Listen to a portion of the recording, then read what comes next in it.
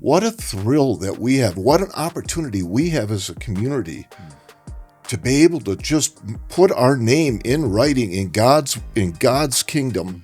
It says we gave. We were a part of this. And I am excited to see what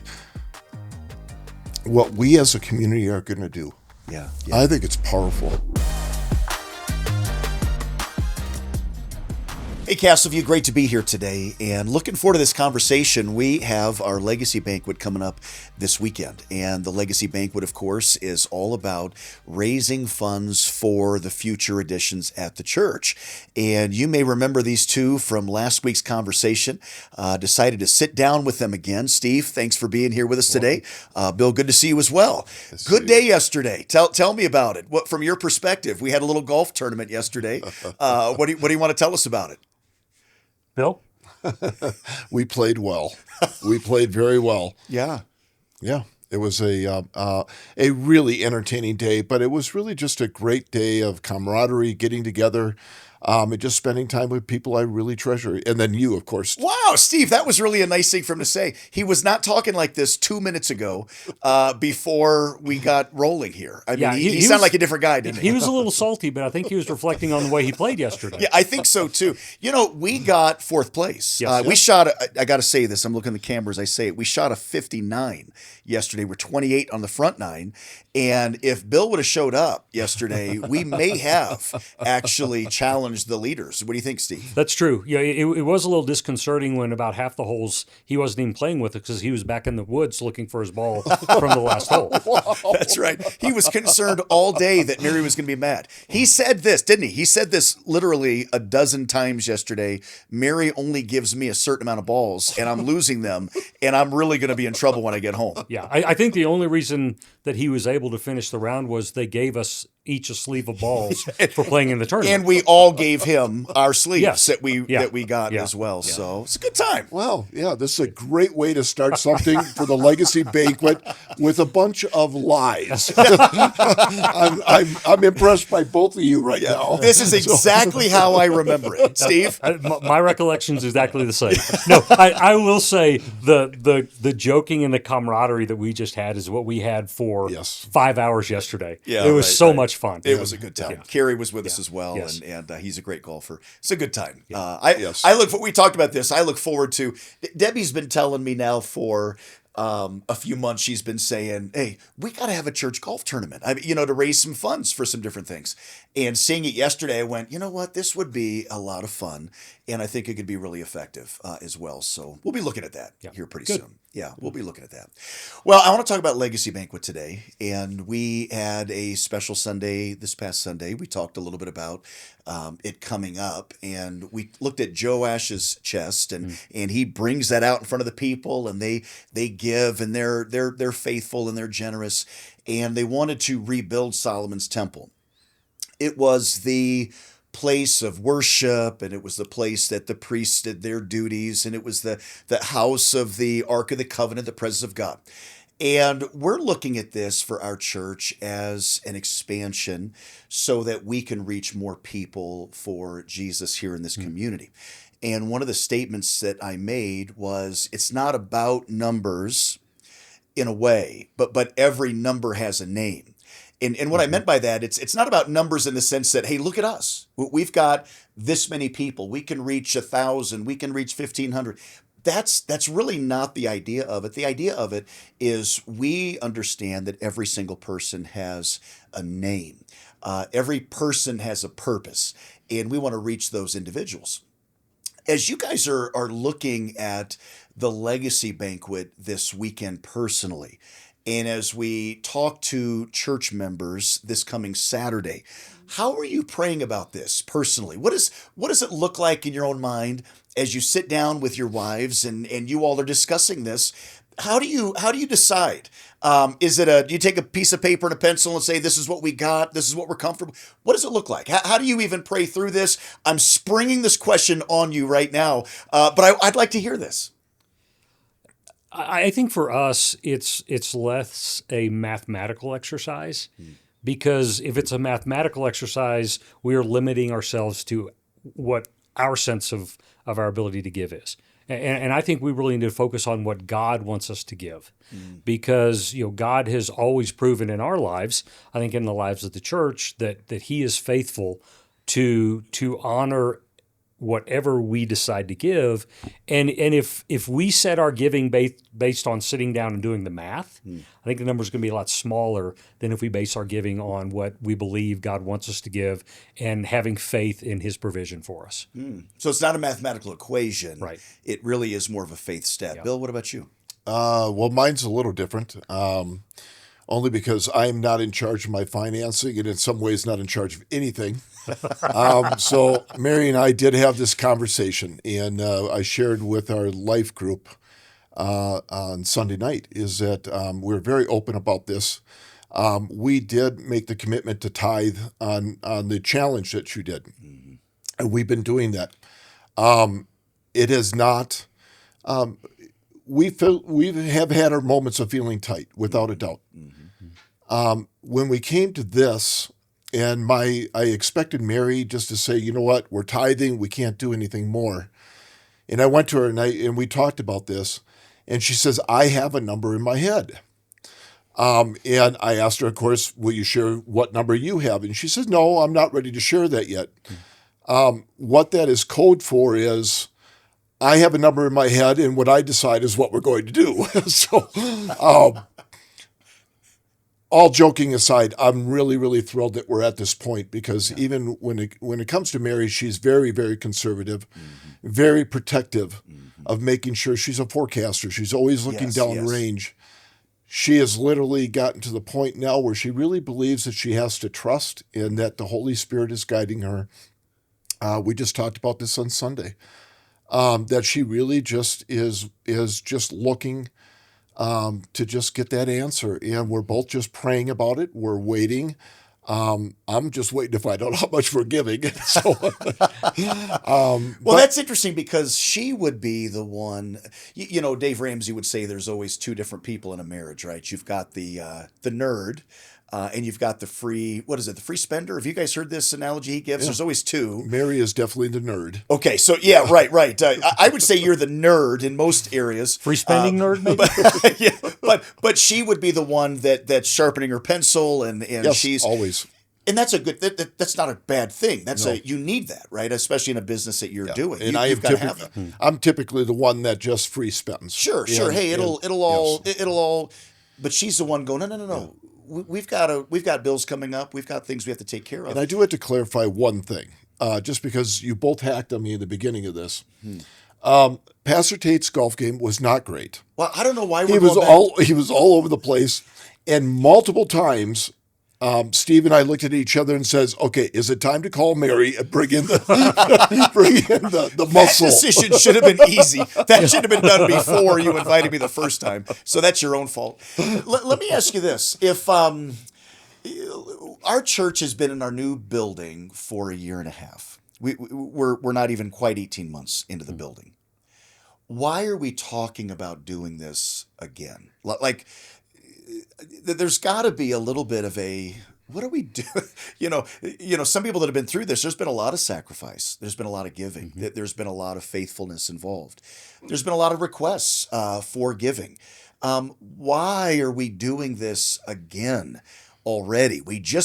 Pastor, we just got here a year and a half ago. What are we doing right now?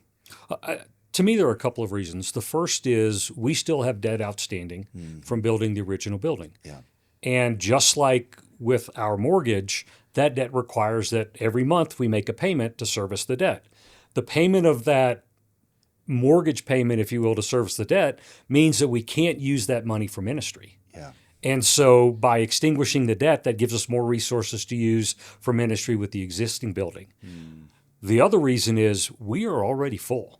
I've heard a statistic for a long time that when a church is 70% full, visitors feel like there's no room for them. Yeah. We are past that 70% mark most Sundays at one, if not both services.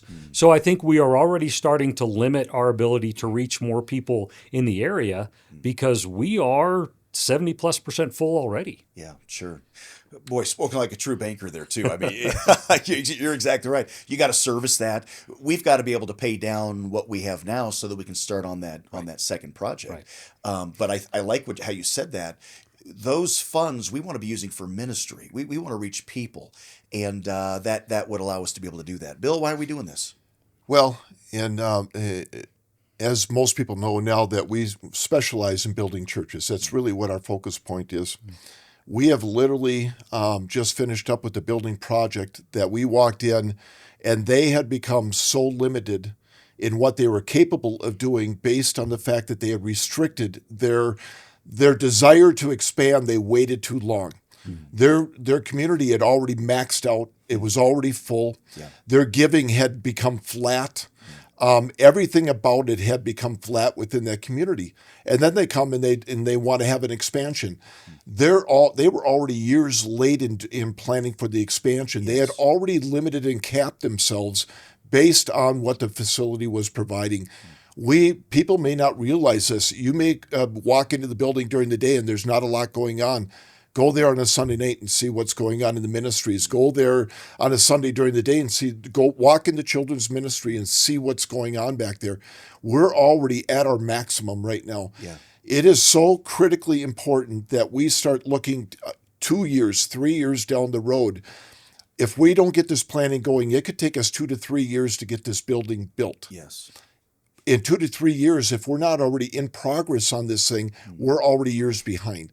We start to become the lid within the community, the building does, because we can only service the people, we can only take care of our community based on what our facility is allowing us to do. We start to become our own cap. Yeah, the shoe tells the foot how big it can get. Exactly correct. Sunday night, you mentioned how the buzz on campus Sunday night. We started Awana up Sunday night, and it was so fun to watch. I mean, it was packed in there. I mean, the kids were, I went into one of the big classrooms, one of the classes we had, and you're kind of looking in there going, you know what, this class is full. It'd be hard to put any more kids in this space. I led the new members class on Sunday evening. We had 32 new members. That we had a new members class 2 months ago that had about 30 in it. Now we've got 32 this session. Youth had 45 teenagers in it. Adult classes. So we had all those adult classrooms upstairs that are beginning to max out in those rooms also. There's a lot of growth that's been happening. We're probably 75 people or so away from needing to go to 3 services.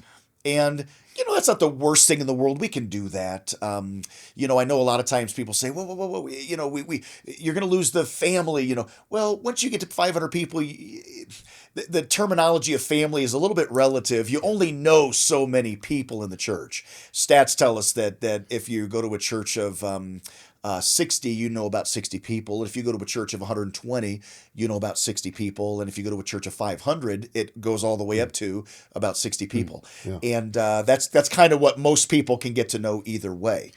So it's not really about, okay, I don't want it to change because I'm going to lose that. No, the emphasis cannot be just about us. And I think that's the change in a growing church too. Well, also the effectiveness in going to multiple services is not there. It's not the same. It's just not mathematically. If we go to 3, it's a third and a third and a third. Mm-hmm.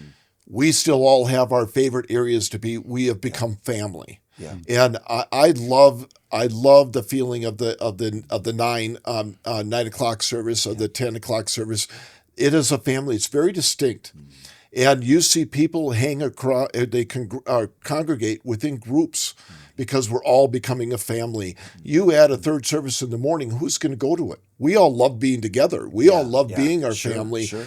Of course, you'll get some stragglers that are going to, they're going to go to that service. It may be more convenient, but for the most part, your strong services are still going to be those 2 services, and they are filling up. We are we're over 70% right now in those services. Yeah. Mm-hmm. Yeah, we had one service. I think it was Labor Day weekend. We had over 90% in the 10:45 service, and we baptized 15 a couple weeks ago. That was really cool to see. And it really is all about reaching more people. Is really the idea. We want to reach as many people as we can. And that's our church mission statement, leading people in a growing relationship with Jesus. I'm excited about the weekend. I'm really looking forward to the banquet this Sunday. One thing I do want to emphasize is we're going to be talking at the banquet. One of the things I really want to highlight there is this idea of life change. We've had a couple hundred people added to the church since we've been in the new building. And we're seeing a lot of people that are not the same people that they were before. Are you guys noticing that? There's any, maybe even examples? You don't have to use names. You could if you wanted to. I mean, are you all seeing, are you noticing the same thing, life change with people? Yeah, I think life change, definitely. I think there is a much higher sense of belonging and community. And I think all of us have a desire to be in community. And Bill made the comment, the relationships we see, the fact that it's hard to get people from the first service out to get people for the second service in, because we all want to stay around and talk to our friends from the first service, our friends coming in from the second service. I think the sense of community that we have right now at Castleview is really exciting and encouraging, because when you have that community, that's where growth really happens. Yeah, for sure. I am definitely, I would almost say heavily into mentorship. I meet with a lot of guys, and I'm in multiple men's groups, and the change that I have seen, individual change, and guys that literally are making commitments to change very, very difficult things in their lives and just say, I know I need to change this. I know I need to be better, and walking through those struggles with them. But just that they have found such support within our community, not only just the support, it's the fact that it is so true to the word. And they're hearing the word. I hear it over and over again. It's the first time I've really heard the truth. It's the first time I've really understood the truth. And it is, it's the whole, the truth will set you free. It really does. And I am watching men that are literally changing their lives, and they are making commitments to just better themselves and be more Christ-like in their daily life, more devoted to their wives, more devoted to their kids, more devoted to their health. And it's just coming from that community. It's coming from that. There's something about it that's happened in my life. When you feel like you belong, and it's like you're just getting engulfed in that community right from the get-go, that it makes you want to be better. Because it makes you like, hey, I've got a responsibility here. This is my community. I've never felt loved like this before. I've never been so welcome before. I don't want this to come out the wrong way, but in a lot of ways, like for me, I don't want to screw it up. I want to get better. I don't want the old me to show its ugly head at some point and ruin what I have found to be such a remarkable community to be a part of. Yeah. I appreciate that. I think that what you just said encapsulates what Steve and I have been praying for a long time, that you wouldn't screw it up. And so that's been important to all of us. I think the church has really prayed off that yesterday for a long time. Let me ask you this, and this will be the last question I spring on you today, and we'll wrap up. Both of you are leading healthy, growing organizations, Christian Brothers, Patriot Construction. How do you balance? Because I know there's pressures. You've got pressures. There's financial pressures. Sometimes your jobs can be, your organizations can be seasonal. There's good seasons, not great seasons. Steve, you and I have talked a lot about economy and when things are going on, and you see the effect of it. Sure. People will drive a car around and stretch out those oil changes or those repairs necessary for a little while because we don't have the discretionary funds to be able to take care of that. Yours is going to be up and down just based on what jobs you have at the time. How do you balance building a successful organization and building what you're trying to accomplish here on this earth, and yet investing in heaven at the same time? Because I think most people probably feel that tension, even if they're not business owners, right? We only have so much discretionary funding. We've only got so much in the savings account, or we've only got so much that we can. How do you balance those two things? That's kind of a tough question, but how do you balance that as you come up to something like this? I don't believe that building the treasures in heaven is exclusionary. I think they all actually work off of each other. I deal with a lot of stress. There's absolutely no doubt. I think it's one of the reasons why Mary and I are successful is because we can handle the stress, and we have learned to work our way through stress. We bring our faith into the middle of that, and suddenly the stress isn't quite as bad as it used to be. I see things more clearly. I also understand that it's not mine, and I'm not in control. That this is literally God's plan that I'm just a part of, and that He is fulfilling something in me. The more I learn to live Christ-like, the more I learn to live out my faith, the easier my job becomes. But also, it also is teaching me how to be a leader within a community, and how to really shine. Christ shining in me makes all the other parts work so much better. And it's almost as though it's kind of completing a circle. When I've got my act together, and when I am living Christ-like within my workplace, my family is better, my church life is better. All the pieces fall into place. And the more I am living that, the more treasures I'm building. Excellent. I like that. Yeah, thank you. Are you going to quote that? So, okay. Well, now that you say that, for those that weren't at church on Sunday, Steve, what did you think about that? I put this big from last week's podcast. I put a quote from Bill Beckfeld. I mean, I literally in quotes You did, yeah. and attributed it to him. And then immediately I thought to myself, what have I done? You have created a monster. I've created a monster. Yeah. And then here he is. Are you going to quote that? Steve, what would you say? How do you balance building a successful company here? And I guess when I say that too, I'm talking about financially, right? I mean, I've got to put, it takes money to make money. You got to put money into the business. Things are tight. How do you balance that with investing in eternity? I think you have to have a clear sense of your priorities. And I think typically that clear sense is that eternity should be the priority. You can do both. It does require balance. If I don't focus on my business here, we will not have the success that will allow us to invest in eternity. That's your pipeline, right? I mean, if we don't take care of this, that faucet gets turned off. But it also speaks to what your motivation is. If my motivation is just to build a successful business so that I get acclaim, attention, that's just pride. Yeah. If our goal is to build a successful business so we have the resources then to invest in eternity, I think that motivation is much stronger and much better. Yeah, very good. I love that. Yeah, the word you use the word priorities. That's so interesting. We've talked a little bit about this in one of our life groups, and I think in our men's group.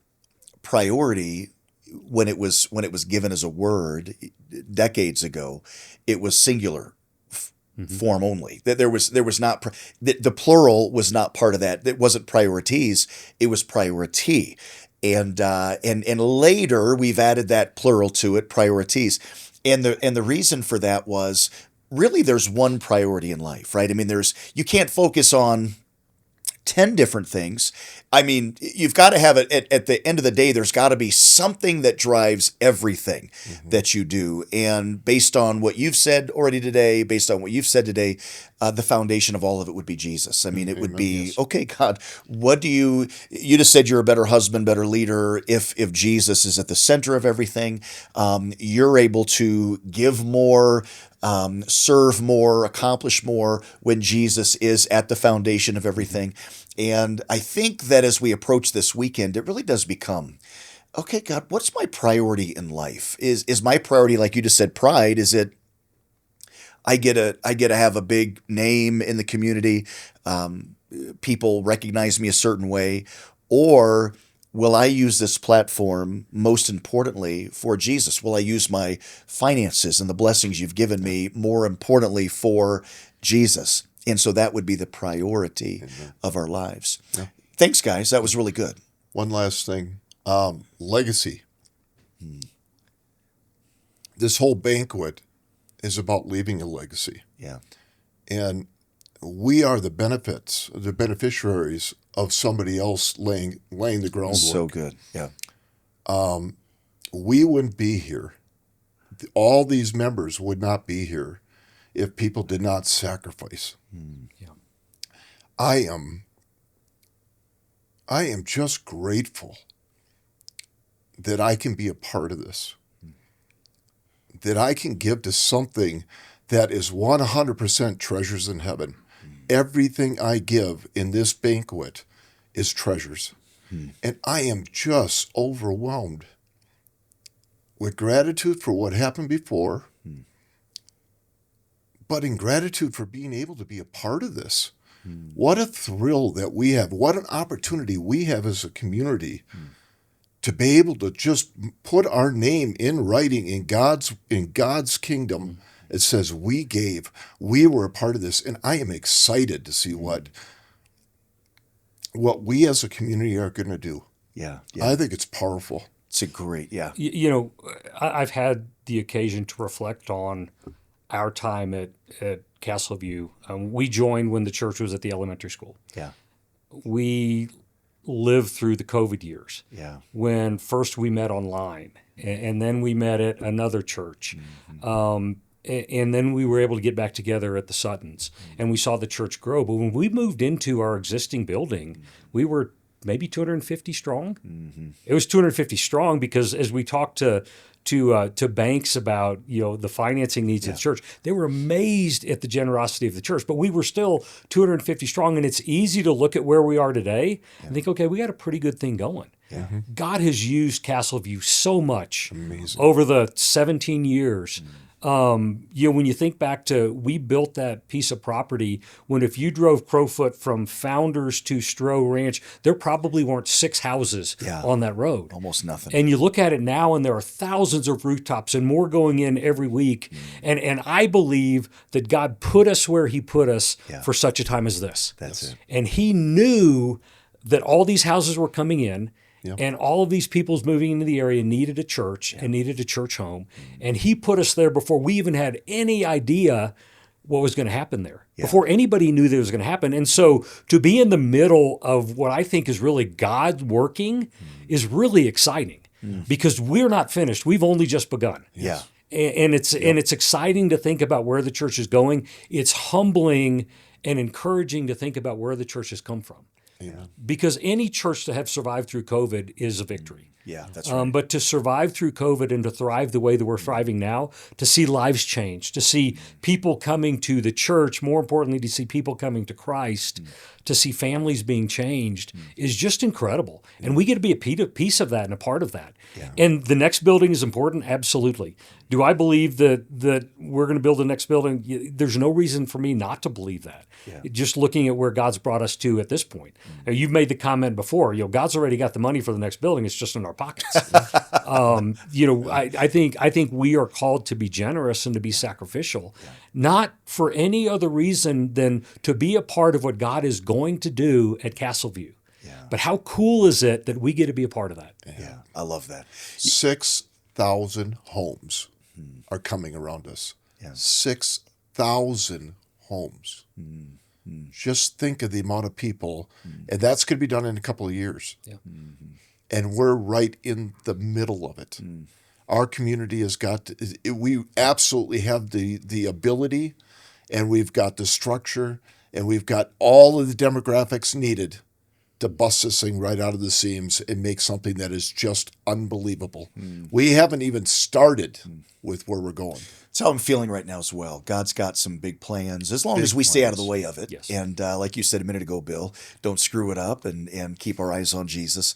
We'll end with this. So, guys, those were great comments. Thank you. Legacy. I sat down with a guy about just over a year ago, and it was before our last Legacy Banquet, so maybe it was a year and a half, 2 years ago. And he was somebody that had some means and nice cars and a nice home and a thriving business and all of that. And so we sat down and I said, listen, I feel like you're the kind of guy that the nice cars in the garage is not it for you. The big house doesn't scratch that itch. That there's something in you that wants to live beyond you. There's something in you that you want to leave something for your children, your grandchildren, your community, something you want to enjoy for eternity.